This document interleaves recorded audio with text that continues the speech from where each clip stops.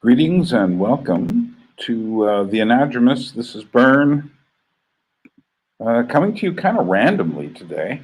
Uh, More to make a couple of announcements. I'll probably just be here an hour, but of course, how we got there? Nathan Franco, howdy. Yeah, slightly different time. And one of the things I want to announce is that I will be coming at a wildly different time tomorrow. Not tomorrow for me, but tomorrow for you. I will be coming at 4 o'clock in the morning, my time on Thursday.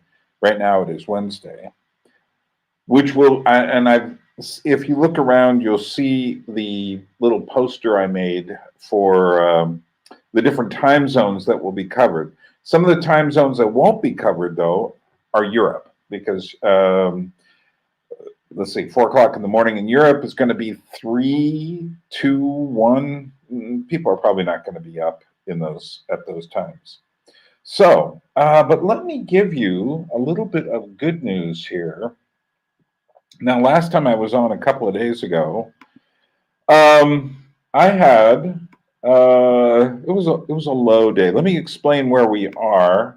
Well, maybe we've only got one or two people. Let me wait on that. Let me just say, I'll just say right up front, we had another $345 come in within a day after that one. So it was worth me coming on and making $46 in order to make $345 more dollars, giving us a total of $5,020 towards the $6,000 freighter to get the freighter from Seattle, Washington to the Black Sea coast, Poti. There's still other payments, another half, but we're almost to the halfway point. When we get to 6,000, we'll be at the halfway point, and the freighter will be paid for. So that is good news.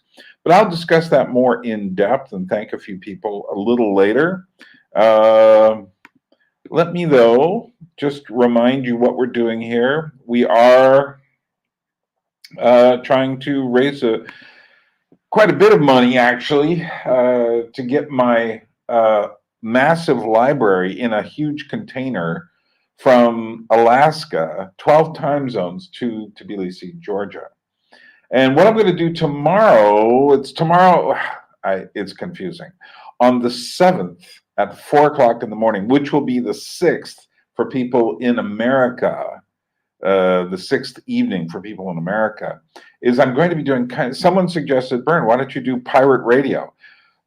And that is kind of my specialty. In Alaska, I was always doing crazy things because I knew no one was paying attention. So that 4 o'clock in the morning thing I'm going to do here on the 7th and in the evening. But this way also, anyone in Asia can take part. And also in Australia, those zones will be opened up. I don't know how many followers I have in those places, but if there's any, we'll see what we can do. So that's the problem with what? Books, you can't carry them when there's a big fire. Yeah, but then again, one has to be careful anyway not to burn things down. So yeah, that is a problem with books. And truthfully, I am kind of cursed by these books. And nevertheless, it is a responsibility I gladly take on. Although at this moment in my life, I say, why? Because it's really important. And it's important not just for me, but it's important for people who will come after me. Because essentially, you can't get, I'm convinced the internet is just going to send us to hell. Not in any sort of spiritual sense, although yes, in a spiritual sense, but it's not simply like if you touch the internet, you're damned or something like that. It's just that our reliance on this digital stuff is destroying our relationship with the physical world. So if that matters to you, then books matter. And by the way, I think this weekend I'll have a video finished called How to Start a Library, which exactly deals with the physical world and with books and the meaning and reason for collecting books. Well, what I say is don't be a collector, be a librarian. And there's a world of difference. Anyway, before we get too far, let me remind you there are 2 links below. One for PayPal if you want to contribute that way, and the other for GoFundMe. And that's better for some people. That's an easier way to contribute. In some countries, I think that would be easier. And for tax deductible receipts, they are basically anything you give through that system is a tax deductible receipt. And also a reminder that if you give $50 or more, I will give you 50 Georgian music files on top of it. If you give me 100, I will give you 100. And I've got up to 200 files in 4 packets of 50 ready to ship out to anyone. And I've got one person who's going to get 4 packets. I think I already sent them out. So while we're doing that, here's one of the Georgian music files in its original form that you could get as one of those packages. I don't know which one, but this is a Georgian group covering a Radiohead song.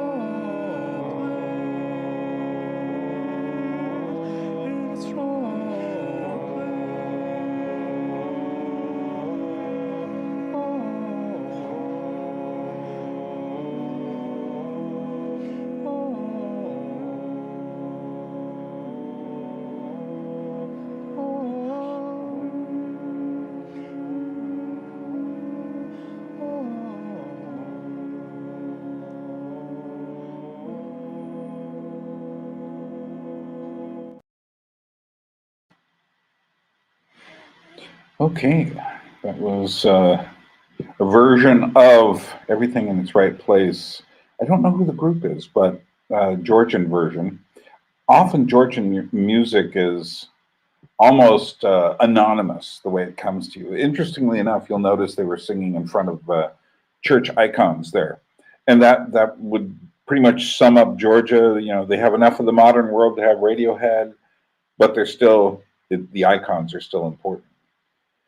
So I'm going to play more music as we go. I've got a few things. Again, I'm only going to be here an hour, and I'm looking to make a little bit more money. I only need $980 to get to the $6,000 goal, which is pretty amazing.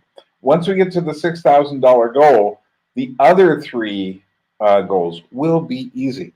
But if anyone has any questions they'd like me to answer, feel free to ask, and I will give it a shot. I'm assuming you've watched some of my videos, so I don't have to explain what it is exactly that I talk about. But then again, you never know. Someone could just turn this on and say, "Oh, who's this guy? I watched a little bit of something of his," and then say, "Oh, he's just talking." But I'm not just talking. I'm what we call in the fundraising marathon business pitching. So I am looking to get more. But again, this is just a little warm up for the big event, which will last several hours. Means I got to get up around 3 in the morning tomorrow to be conscious by 4. So I'm looking forward to that. And yeah, I said 3 in the morning tomorrow. It's not tomorrow, it's the next day, but it's tomorrow for you, depending on where you are. So, okay, well, let's see. Okay, well, what I'm going to do right now is explain where we are in this process in a little more depth. And let's go to the big board. So, 12,000 is the overall goal. And the first thing what we're working on is the freighter costs from Seattle, Washington, 12 time zones away to the Black Sea to the port of Poti here in Georgia. And that's going to cost, according to the Lasare Freighter Company, that's going to cost 6,000 American dollars. Now, and we're closing in on that. We have $980 to go until we get there. We had, let me thank a few people before let me finish explaining, then I'll go to the thanking. Besides that big freighter bill, see, here's how to do a marathon like this. Get the big freighter bill, get the biggest part first, then you'll feel better about the rest. The rest, other people go, oh, I can help you get to 2,000 here or 2,000 there. So there is another $2,000 cost of a barge in Haines, Alaska.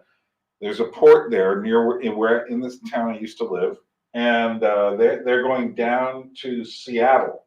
So they will meet them, but it's going to cost me with other expenses about $2,000 there. Then to get the container from Poti in the Black Sea coast to my door and through the most deadly part of all, through customs, and no one can give me an exact amount on that because a lot of it comes down to the mood of the customs official as you're passing through.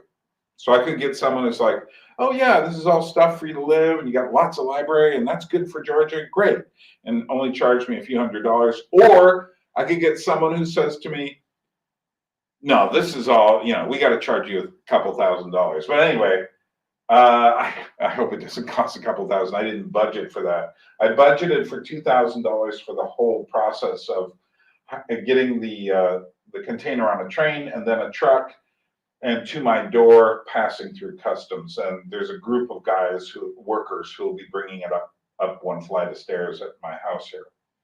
Then there's my travel expenses to go from Tbilisi to Haines to Tbilisi, another $2,000.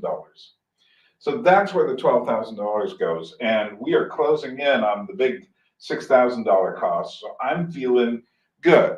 This is going to require work. The thing about these things is if you stop telling people about it, they stop giving. So it just works that way. Anyway, so I'd like to thank a few people. We had a bunch of people. We had 2 guys give who'd already given before. They just gave a little extra so that they could get their gift up to $50 so that they could get the music. So that was Dejin and Upcycle. And then Nicole gave $30 and Georgi, this is a Bulgarian Georgi, not to be confused with the Georgis here, gave $10. And I know Bulgaria is probably as tight financially as Georgia, so $10 to me from Bulgaria is like $100 from America. Richard Penner gave $250, which was like, wow. And then Luke Isham from Australia gave $25.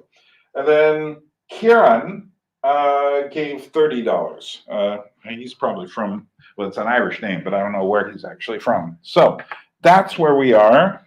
And let me shift back over to my lovely face. Ta-da. Okay, what do we got here? Upcycle Club. Yes, that is the Upcycle Club. So, hi, I'm Nico from Argentina, Buenos Aires.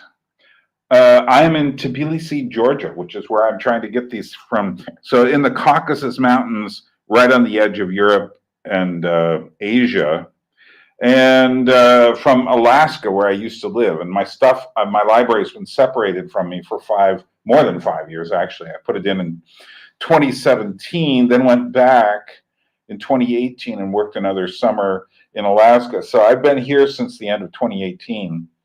And it's been about 5 years, 6 years, maybe 7, you could count. And I keep paying. This is one of the whole reasons why I've got to get this here. There's several reasons why I really have to do this before the summer. Reason number one, I've spent about $8,000 on storage fees. I could have brought it here if I had a place to bring it when I first got it. It took me until the beginning of 2022 to actually have a place. And part of the reason for that, a good part of the reason for that is I did another one of these in 2021 and was graciously helped. So I'm in a good place for my library. Nice, thick, solid floors and walls. Then the other reasons are my 5-year residency permit is going to be expiring in July. I would say I'm 95% certain I can get it renewed. And I have friends and I've made connections. I should be in. Nevertheless, I am told by the shipping company, Lasare, it's better to come through customs with that 5-year pass still active, and so I'm not going to tempt fate by letting it lapse, or it's just, well, there's another reason I want to get here before the American elections in November. So what I'm really thinking of is going there in late March or April and getting my stuff. So that is very important to me. I just think the elections, I don't know what's going to happen in America, but I am not particularly happy. Let's see. Nico says, okay, am I supposed to read that? Okay, well, ha ha ha. Okay, yeah, hacienda. Okay, you're from the northern zone, which would be near Buenos Aires. So have you given any thought about fantasy in this project of revitalizing culture? Some people just have no culture at all.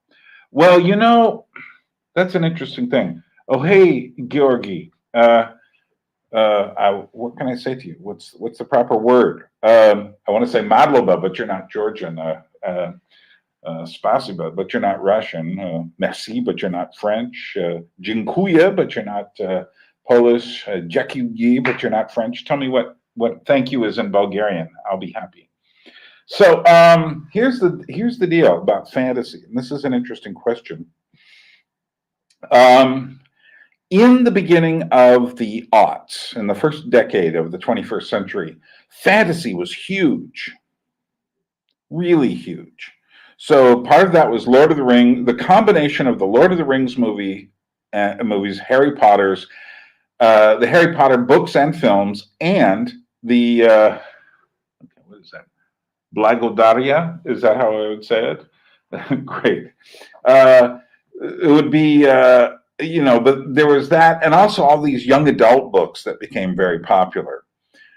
And so fantasy was huge. Now, I had been very connected with the fantasy world all the way back in the 1980s when I lived in New York City, and I used to meet fantasy authors and science fiction writers and things like that. Something happened, and it's a combination of factors. One is I think it became so common in video games.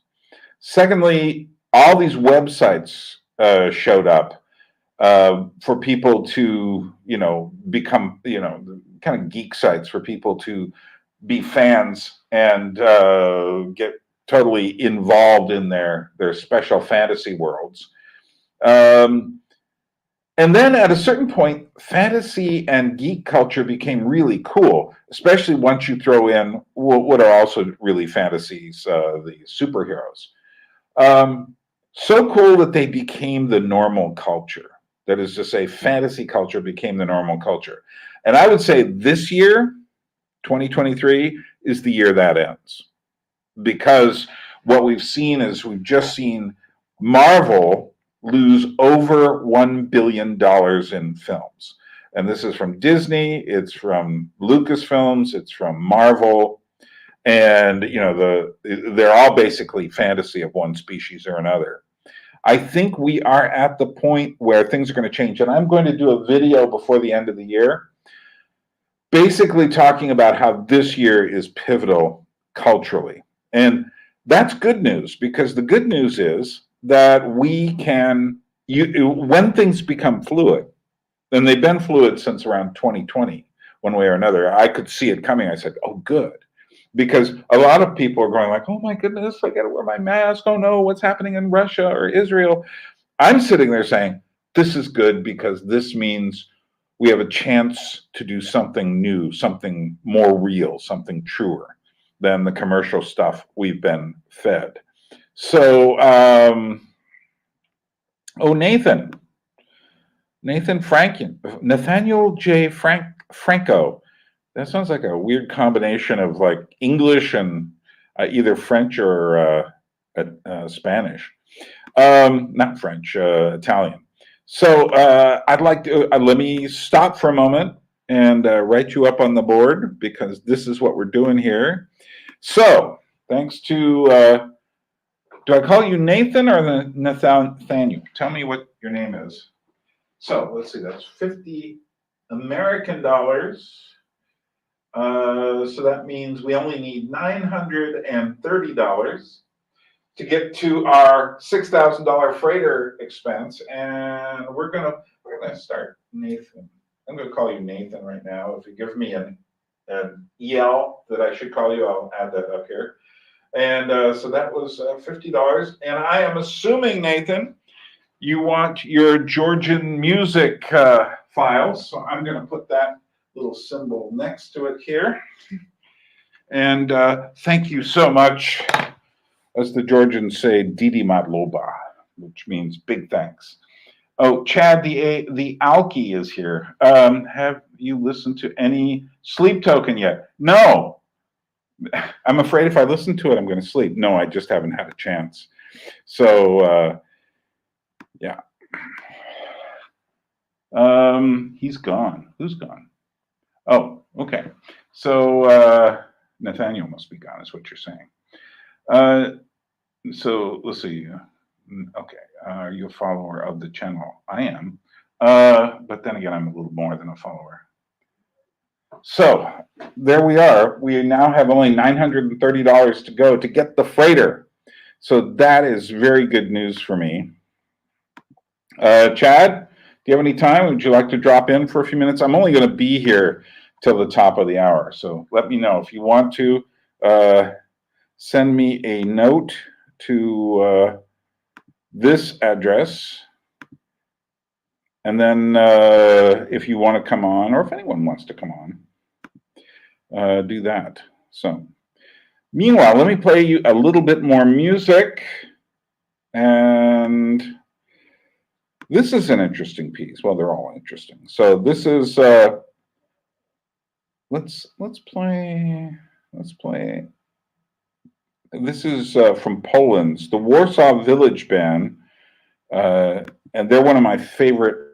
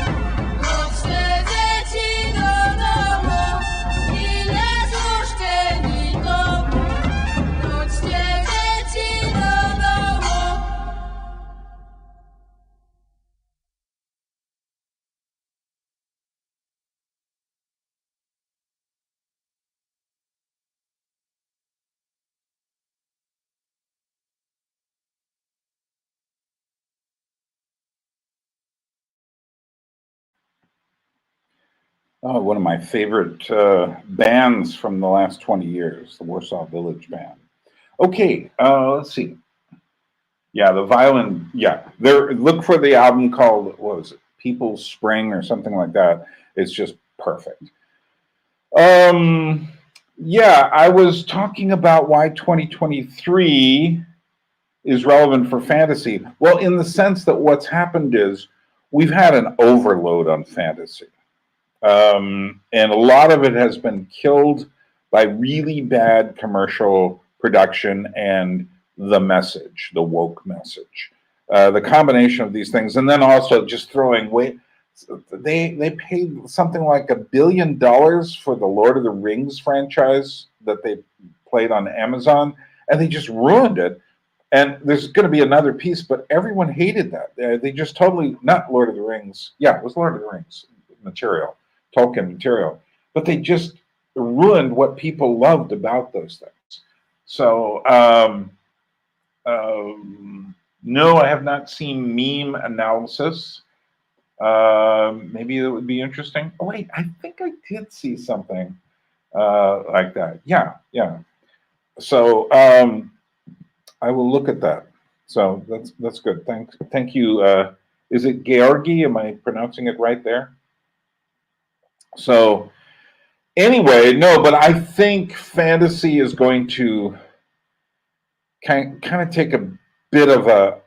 It's going to go under for a while. It has to. It's just been too dominant, and I think what we need now is more things that have realism in them, because we've just gone too far down this road. Not strict realism, but things that have more of a basis in reality. Like, uh, I mean, it's interesting to me some of the strange.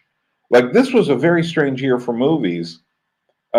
Some movies that stuck out to me was Megan, which was about an android doll, and that was something that people latched onto and became a big hit at the beginning of the year, and everyone was like, "How did that happen?" But I think that connects to the AI thing, but also the doll thing is very important, which brings us to the big hit of the year, Barbie, which took everyone by surprise. Didn't take me by surprise because like I'd done a video on Megan. I've already been watching what's going on with dolls and people, and I have mentioned these things a little bit in some of my videos. And I have a whole series on this kind of stuff back in my writing, the Anadromous Life essay site that I've done. So, okay, so thank you. Just started reading the Lord of the Rings books. Yeah, they're great. If you can just kind of get, I would say, let all the movies and stuff kind of wash through you and forget about it for a while, and it makes good reading. But yeah, and then Sound of Freedom came out. Now, this came out of left field, and I wasn't able to see it in a movie theater here, and I don't do streaming services very often. So I didn't see it until I got a Blu-ray copy of it sent to me here, and then I watched it and I said, this is very interesting. And what's interesting about that is that it's also dealing with the subject of innocence, which Barbie, Megan, and the Sound of Freedom all were. And then there's Oppenheimer, which was like a big, I would say it's a new type of old school biopic epic. And there were other films people have been trying to do, but what I'm seeing is that so much has been failing. Yeah, occasionally there will be a big hit. The only Marvel movie to make any money this year was Guardians of the Galaxy 3, because it was the only one that was still basically like the older movies.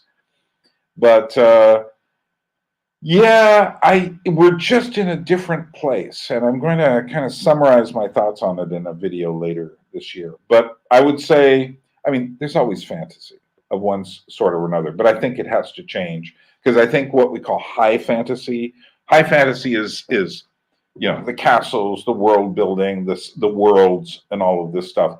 I think we've just had it done to death. It's like Roman epics in the 1960s; they were done. The musicals by the end of the 1960s were done. I mean, yeah, they kept making them, and occasionally they come back, but when you get too much of one thing, like I think comic book movies are pretty much on the way out as far as a genre goes. What's going to replace it? I don't know, because you can't make Barbie film after Barbie film. And of course, Mattel is taking all the wrong lessons, and they're licensing. You really want to see a Hot Wheels movie? I suppose somebody could make it, but really, no.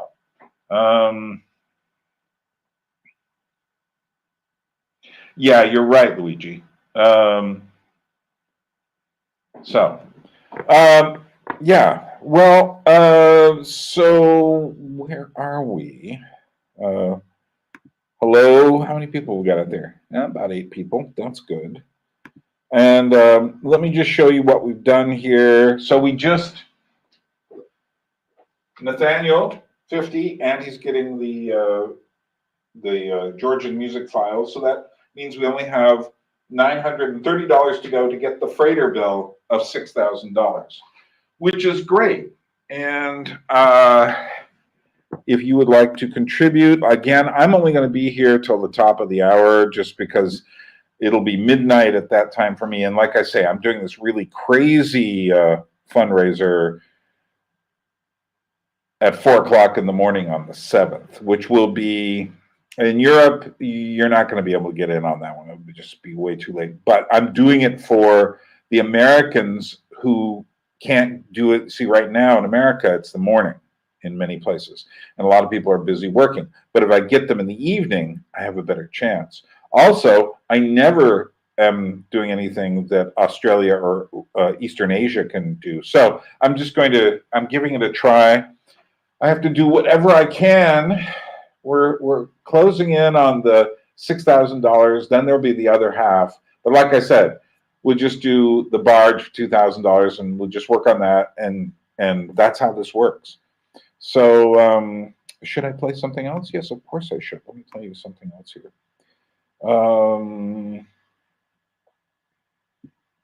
Here's a great Georgian piece. It's by a group called Satano. And they're singing in a church. Doesn't mean Satan. They're singing in a church, and they're doing a song called Matulba. And this is the main singer here is she has a really beautiful voice, and she plays what in Georgia is called the garmoni, which is like an accordion of sorts. And let's listen to that while you're thinking about questions.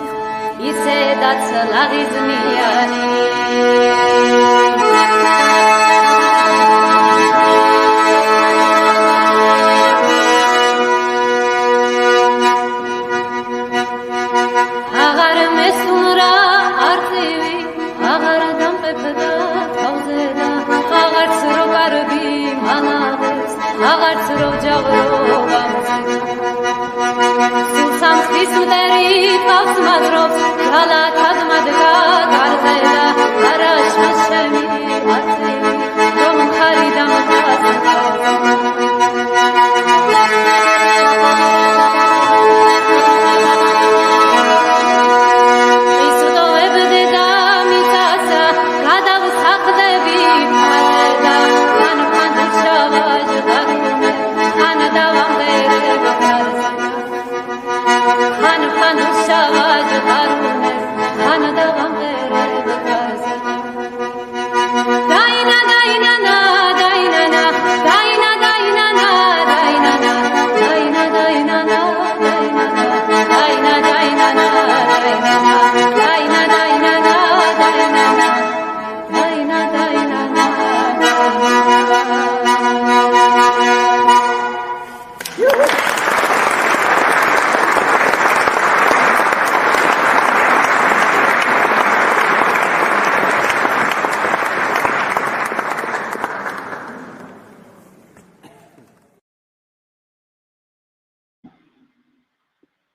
I love that music. It's very good. It's very good. Yes, I will ignore that, Georgie. I wasn't quite sure where you were going with your comment there, but I'll keep my eyes open and keep a look on it. Yeah. I really hope to interview her and her sister Layla, who both do. They're two of my favorite musicians in Georgia, and I'm hoping they either. Chances are, if someone is doing that deep of folk music, their English is usually not that good because they are really burrowed into their culture, and that's fine. So I have plenty of friends who can translate for me, but I'd really love to do an interview with them and record them singing for my Gravity from Above channel, which I mentioned because the Gravity from Above channel, I'm also going to go over there. It's actually got a couple thousand people who follow it, but it's mostly for documents of my travels and investigations into puppetry and music and dance. And it has a bit on my life in Alaska there as well. But it's for me, that's a documentary channel. So I don't have the same kinds of relationships I do here.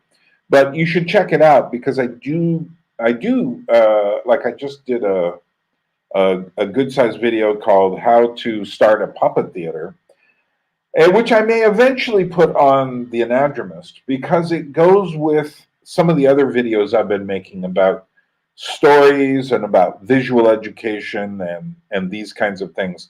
We need to understand the world we live in now because we are becoming further removed from it by our technology. This does not help us to understand the world. It takes us away from the world and focuses our attention on it. So what I'm trying to do, among other things, with my channel is just I just like history for one thing, but more than history, I like reality and the real reality, not oh, what's real for you is not real for me. Nah, I don't play that game. Yeah, you can create your own reality online, but is it really a reality, or is it something more like a non-reality? Okay, just a reminder, PayPal, link below, GoFundMe, link below. The GoFundMe is particularly good if you wish to get a tax-deductible receipt in America, or I don't know how it works in whatever country you are. So let's see. Oh, we got a few people watching. So what else? Any other kind of questions? You've got me alone to yourself. There's not that many people watching. So if you want to talk, feel free to throw a question down there, and I will come to you with it. And like I say, this is more for me. This is just an hour coming on. It was nice to get $50. It would be nice to get 50 more, but this is loose. I'm going to be doing some more hardcore stuff tomorrow. And I'm going to see if I can get someone else to come on with me. Next week, I'll be doing this with Chad the alcoholic. He was just here for a moment, and I'm sure that will be very interesting. Chad, are you still wearing the mask? He wears a Mexican wrestler's mask when he does his YouTube stuff. So, yeah, what are your opinions on the hurdy-gurdy? It is a great instrument. It is a really great instrument. I love them. They're great. I have a great video. If I had thought about it, I would get it out now, of a man playing the hurdy-gurdy while using his feet to move puppets, and it's a great double bill there.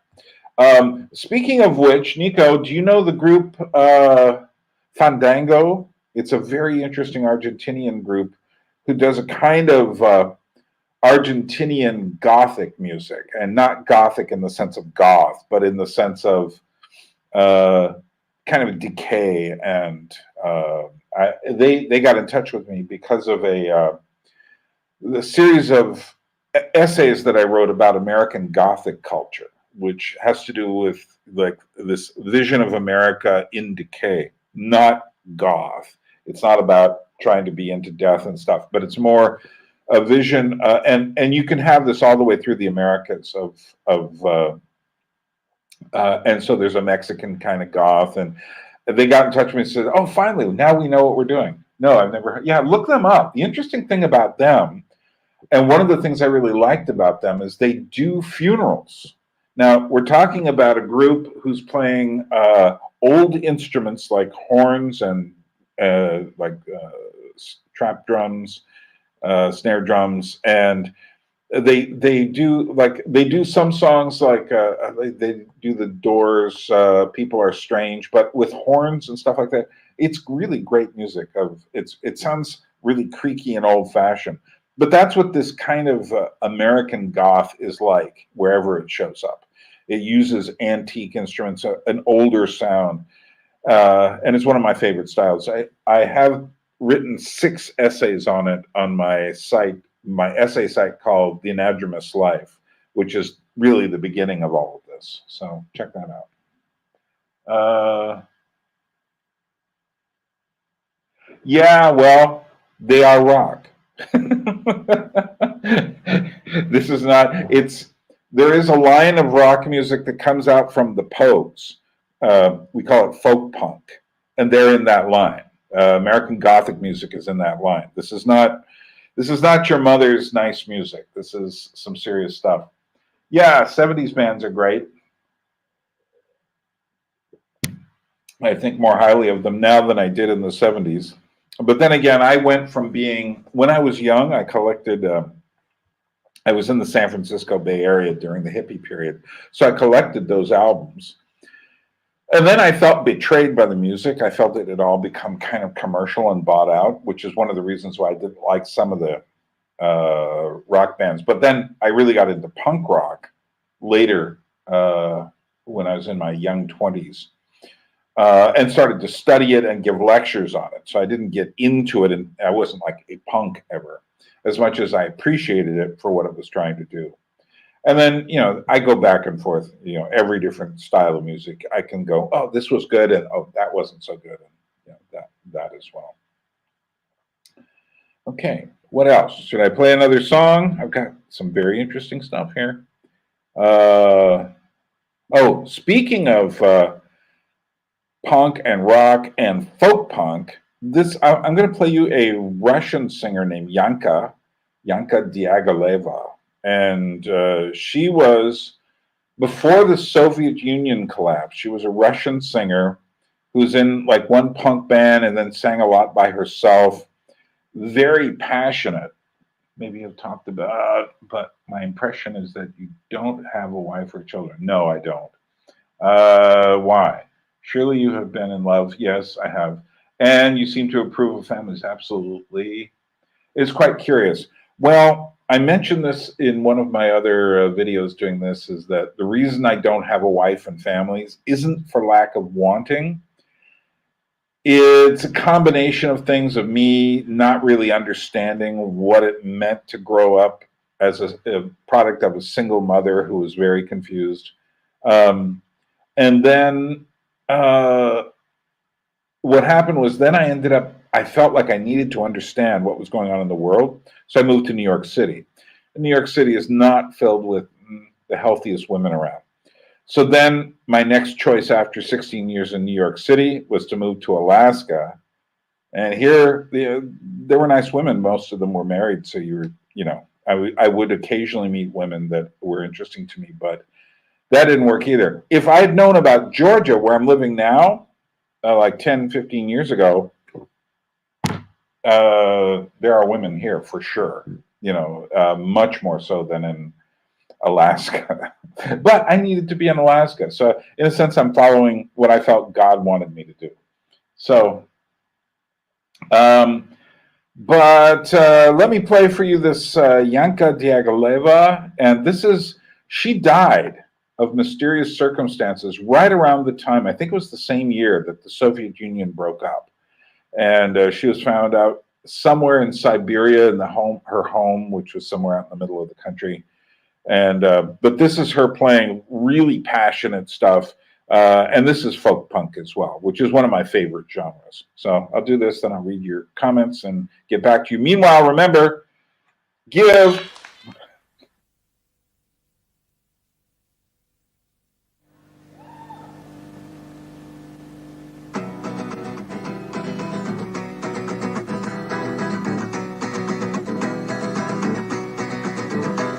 догонишь, не поймаешь, не догнал, не воровали, без труда не выбьешь зубы, не продашь, не наебешь. Эту песню не задушишь, не убьешь. Эту песню не задушишь, не убьешь. Дом горит, козел не видит, дом горит, козел не знает, что козлом на свет родился, за козла и отвечать. Гори, гори, ясно, чтобы не погасло. Гори, гори, ясно, чтобы не погасло. На дороге я валялась, грязь слезами разбавляла. Разорвали новую, куда заткнули ею рот.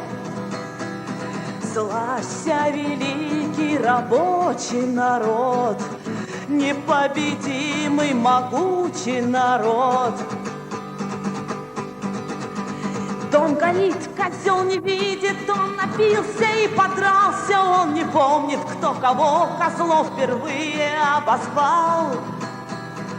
Гори, гори, ясно, чтобы не погасло. Гори, гори, ясно, чтобы не погасло. Лейся, песня на просторе, залетай в печные трубы, рожки-ножки черным дымом по красавице земле. Солнышко смеется громким красным смехом. Гори, гори, ясно, чтобы не погасло. Гори, гори, ясно, чтобы не погасло. Гори, гори, ясно, чтобы не погасло. Гори, ясно, чтобы не погасло.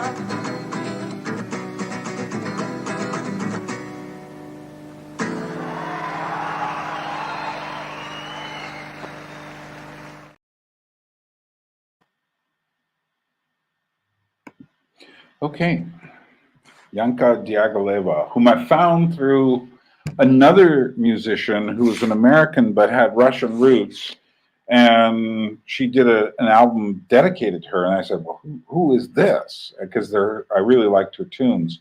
And so I looked into that. So let's see. Hey, Michael, are you one of the Michaels who have been on here quite a few times already, if you know who I'm talking about? Or are you a new Michael that hasn't been here before? Michael is a common name. So, oh, what's going on here? Just a minute. I think we got a fish. Michael, it's the Michael. Okay. Well, thank you again. Michael just keeps giving more and more. Michael, are you on the list to get? No, yeah, you're gonna get.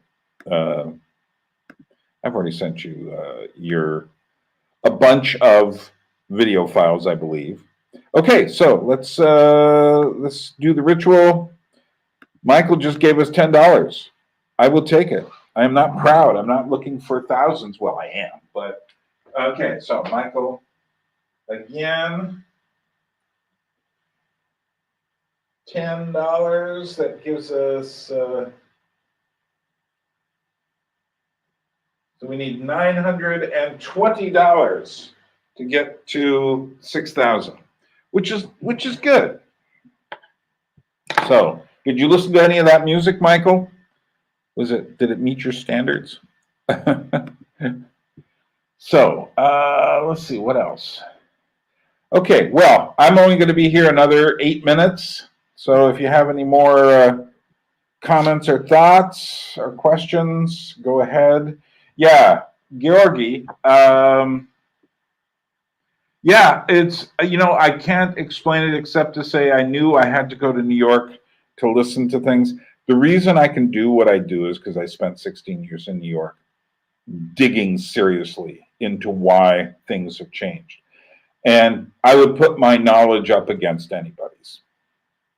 And I mean, I'm not trying to say be proud. I'm just trying to say, hey, I've been there. I've been to the heart of the thing. And the heart of the thing is not in Los Angeles with big business people. That's not the heart of why the culture changes. The culture changes due to a series of factors, including technology, but also philosophy. And the philosophy sometimes is there as a result of the technology, other times it twists the technology. But, you know, to me, I look at what happened in the 20th century was like this huge epic. And in music and culture, it was a battlefield. That all kind of died out around the beginning of the 21st century. And we're in another epic now. This is a different story. And here's the interesting thing about this story. It's almost like the farce version of the 20th century. But I wonder how many people will die as a result of the joke. Do I see signs, good signs? Yeah. But again, I'm going to talk about the end of the movie industry, or not end, but the radical change that's going to happen in the movie industry in a video before the end of the year. See, any thoughts on electric Christmas lights? How do they relate to older ones? And can they be used in good ways that honor the holiday? And I would say yes. Well, of course, what it used to be, I believe it was Martin Luther, the reformer, who did this originally, is he put candles on the Christmas lights. Now, I don't know if you've ever seen that. I have a couple of times. And the time I saw it most was when I first went to La Brie in Switzerland. And my first, I spent Christmas there. And we were in this old stone church, and there were candles on the Christmas tree.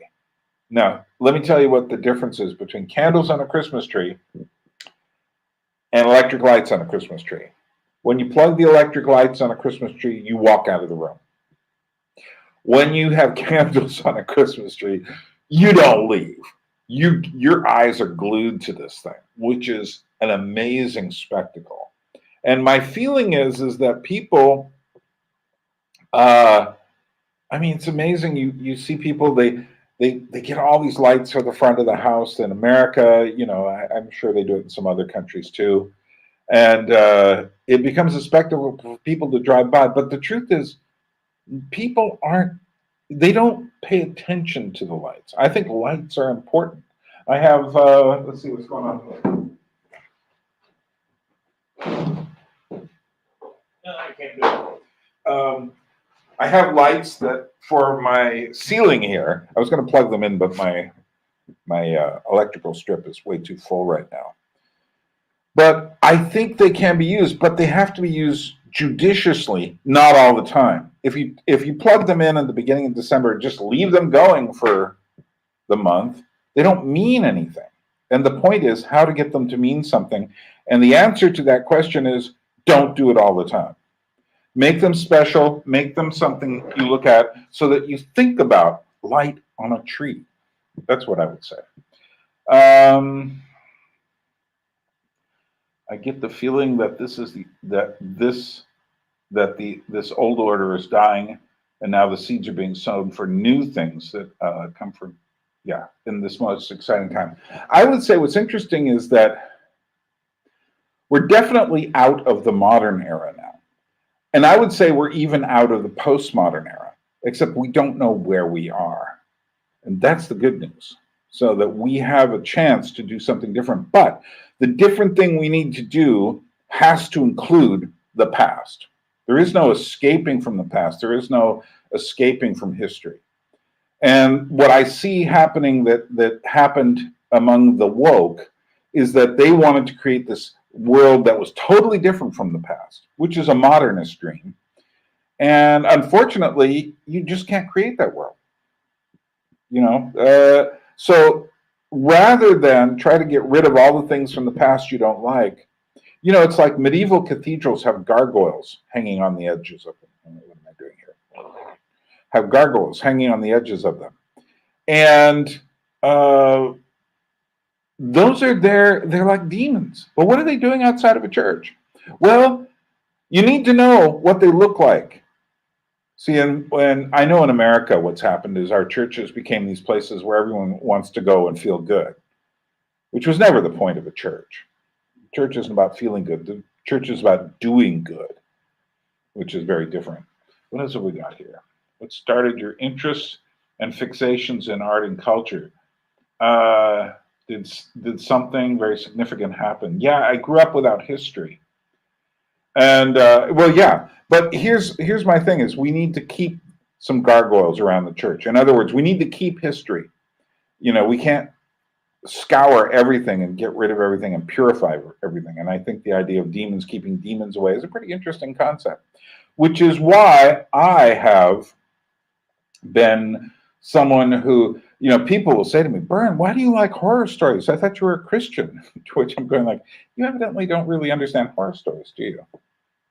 You know, but check out my video on why I like horror stories. Check out the recent video I did on a new approach to arts and culture. This explains more.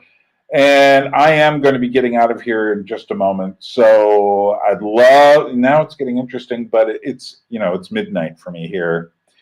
And I'm going to have to wake up, not tomorrow, but the next day, really early in the morning to do this. So I appreciate you folks coming in. I appreciate the few dollars that have trickled in. And let's see, I have an old rock church near my house. It has no gargoyles. Probably, is it a Protestant church or just a small Catholic church?